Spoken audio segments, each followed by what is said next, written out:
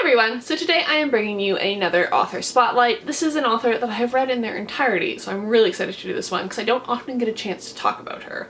In case you can't guess, I am talking about Jane Austen. I read her works in their entirety in my late teens, early 20s, so it's been quite a while since I've read some of these. Specifically, I'm not going to be really talking about her juvenilia, her short stories, or her unfinished works. I have read all of them. I've read the entirety of her juvenilia. I have read Lady Susan. I have read Sandition. I have read The Watsons, but I don't think that they are necessary to understanding and loving Jane Austen. So I'm going to be focusing on her 6 novels. And I'm just going to be going through and kind of talking about good places to start, what books to maybe read second, and just talking about my love of Jane Austen. So Jane Austen's dates are 1775 to 1817. So she's a bit earlier than the Victorian period. She's kind of in that romantic period. She's a contemporary of Lord Byron. I think it's George III, the Prince Regent anyways, is in charge at this time, and actually one of her works, I forget which one, is dedicated to him. She was a well-known author, and it's really interesting reading her works. All of her works deal with the question of marriage, and they are marriage plot novels. Now, Jane Austen, some people can dismiss this as Jane Austen being shallow and kind of like this romantic author, but she's very critical of the society around her. And I think the reason she focuses so much on marriage plots is because it was one of the only options open to women as like kind of a career. I mean, women who were writers or didn't get married kind of lived on the outside of society, which is something that she experienced herself as she never got married. Now, the first work I'm going to talk about is my absolute favorite and the first Austen that I ended up reading, and I think is a fantastic place to start. I do have an alternative if you have tried to read this and this just isn't for you. So obviously it's going to be Pride and Prejudice. I reread Pride and Prejudice almost every year. I feel like almost everybody should be fairly familiar with the plot of Elizabeth Bennet and Mr. Darcy and Jane Bennet and Mr. Bingley, and it's just, it's such a fantastic work. It is not a love at first sight story, which is really fantastic, and a lot of Jane Austen's novels don't have the traditional kind of love at first sight, us against the world kind of plot that tends to go on. It tends to have a more mature feeling in that the romances develop over time as you get to know somebody, which I think is really realistic in her portrayal of that. So this deals with the Bennet family. There are 5 daughters. The oldest is Jane, followed by Elizabeth, and then Mary, and then Lydia and Kitty are the youngest. And the main plot point in this is their mother, Mrs. Bennet, is freaking out because their estate is entailed, which means that it can only be inherited by a male.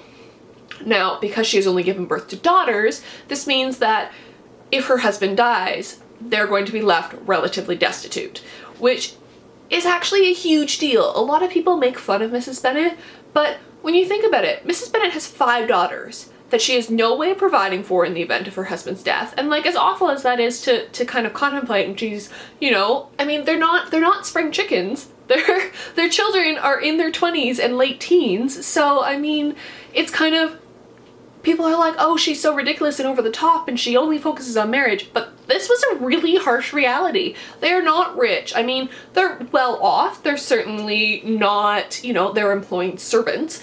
But the problem is that they will be left destitute if Mr. Bennet dies. And he doesn't take this seriously. He's very sarcastic. He's very witty. I love Mr. Bennet, but he is not sympathetic to his wife and daughter's plight. The daughters themselves don't necessarily take this as seriously as well, and Mrs. Bennet is kind of cast as this ridiculous character, but it is something that I think should be kept in mind when you're reading this, is that this was a serious problem, and Mrs. Bennet is the only one who's taking this seriously. I think this is a fantastic critique of the social system and of inheritance laws. Like, absolutely fantastic. Jane Austen just kind of shows how ridiculous it is that you have to be male to inherit. So I would definitely recommend starting with this one. Now, if you've tried this and you kind of find it not to your taste, because I have heard that before, I would then recommend Sense and Sensibility. Now, kind of a funny little anecdote. I remember talking about this with a coworker and she's like, it's just like Pride and Prejudice. No, it's not like Pride and Prejudice. Sense and Sensibility deals with the Dashwoods, Eleanor and Marianne, who are two sisters, and their mother, Mrs. Dashwood. Now, their father has died and has basically left them in the situation that Mrs. Bennet is afraid of. They are unable to live on their own. They have wealthy relatives who aren't really willing to support them, and so they have to move to the seaside cottage, which is kind of not the life that they're used to, and they have to come to this huge, you know, reckoning with their lifestyle and their expenditure, and it's just absolutely fantastic. I haven't reread this in a long time, and just talking about it makes me want to reread it now, so I think I might do that. It has one of the greatest literary cads in history, I would say. I mean, Mr. Wickham's pretty fantastic in Pride and Prejudice, but Willoughby I think takes the cake. Now, the ending in this is a little bit less satisfactory than Pride and Prejudice, which is why I wouldn't necessarily recommend this for a good place to start. I mean, it is, if you're struggling with Pride and Prejudice, definitely check out Sense and Sensibility. But it does kind of have a feel of settling. Marianne does end up marrying somebody who you don't expect her to, and it's a bit, in a way, disappointing, but also really satisfactory in the end. Jane Austen kind of does this a lot, in which she has these characters who you're kind of rooting for, and they end up settling, and you're kind of like, huh. And I mean, not always main characters, but certainly side characters. I mean, if you look at Mr. Collins and Charlotte Lucas and Pride and Prejudice, in Persuasion, there's definitely settling, and you kind of see this theme throughout, that marriage is kind of this thing that you settle for. It's not always for love. Sometimes it's an economic motive behind it, and that's really interesting for the time period. So Sense and Sensibility is another good place to start. Now, for probably my second favorite Austen, and this is one I would say read second. I wouldn't read this one first. It's still, I absolutely love this work. It's so fantastic. And it is Persuasion. And just, Anne Elliot. Anne Elliot is just, she's just fantastic. I don't even have words. Elizabeth Bennet is smart and funny, and she just kind of is really witty and cutting and dry, and Anne Elliot is just sweet and kind and just so good, but not so good that she's boring. Like, sometimes you get those characters who are just good, and they're really good and they're really kind, and you get this in Dickens a lot, and you kind of get these angelic characters who their only personality trait is that they are so good, and it's boring. You get this in Hardy a lot as well. Anne Elliot is not like those. She's complex. She has motivations. She's made mistakes. Now, this is a story about second chance love, and if you don't love Captain Wentworth, I love Captain Wentworth so much. He's one of my favorites. Like, if I had to choose between Mr. Darcy and Captain Wentworth, I'd probably go with Captain Wentworth. And this is not young love. This is, you know, Anne Elliot is described in the first chapter as having lost the bloom of youth, and is talked about in kind of disparaging tones to her beauty, and it's just, it's so fantastic. The basic plot is that Anne Elliot and Captain Wentworth had a love affair when she was younger, and they were going to get married, but she was convinced by a relative not to, that it was beneath her because he wasn't a captain at that point. He was beneath their family notice. She shouldn't take a chance on this. One of the main themes in Persuasion is this idea of the importance of nobility and whether or not it's actually important, which of course Jane Austen just rips to shreds, because she's Jane Austen and she's absolutely fantastic and she tears apart social norms. And they meet later in life, and it's just this fantastic kind of, you know, we were in love once and I didn't want to get married, and now we're meeting as adults and it's really awkward. And it's just fantastic for anyone who has met their high school boyfriend recently, and like, it's just so awkward, and you're like, oh, your significant other, I should say, not high school boyfriend. I'm speaking from experience here, but yes, absolutely love Persuasion. Read this all the time. It's quite a bit shorter than the other ones. It's one of the shortest works that she's written, and it's her last one, so I think it's her most mature work. Definitely complex. So much to read here. Really fantastic. Next up is one that I've talked about before. I've done an entire video about the intertextualities of this book, so it comes as no surprise that this is Northanger Abbey. Now, Northanger Abbey, when I first read it, was not my favorite Austen, but it wasn't my least favorite, so I'm putting it kind of in like third or fourth place for reading. Northanger Abbey is one of Austen's earlier works, and it kind of deals with the question of novels and these gothic romances and their effects on people's minds. And this is a satire. So if you don't have the context of kind of like these great gothic works, I would suggest maybe not necessarily reading the works mentioned in this. Certainly The Mysteries of Udolpho, not required reading, is mentioned quite a lot in this. Neither is Matthew Lewis's The Monk. Maybe read Wuthering Heights and Jane Eyre and kind of get an understanding for these kind of, this love of gothic literature. I realize that they came after Austen's writing, but they're kind of, I would say, read those and then read this one. If you want to get an understanding of kind of this ridiculous gothic, like, crazy plots that go on.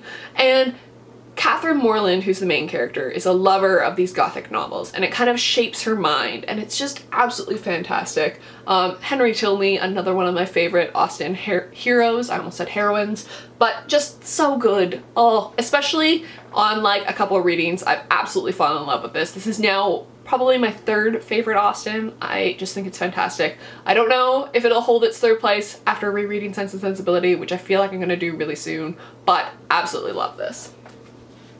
Now the last two are two of my least favorite Austens, and I haven't reread these since I initially read them, so it's been quite a few years.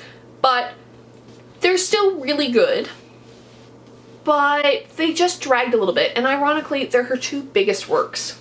So the first one that I would recommend reading, maybe fifth, is Mansfield Park. This deals with Fanny Price, who is kind of a... she's not an orphan, she's a daughter of a poor relation. There are three sisters. One of them is married, one of them is not married, one of them has married very well, Mrs. Bertram, and her mother married kind of a poor man, and they have a lot of children, and so Fanny gets shipped off to live with the Bertrams, and she is raised alongside her cousins, and it's just, it deals with class, it deals with social mobility, and it's really interesting, and I do want to reread this at some point. I don't have as much to say about this as the other ones.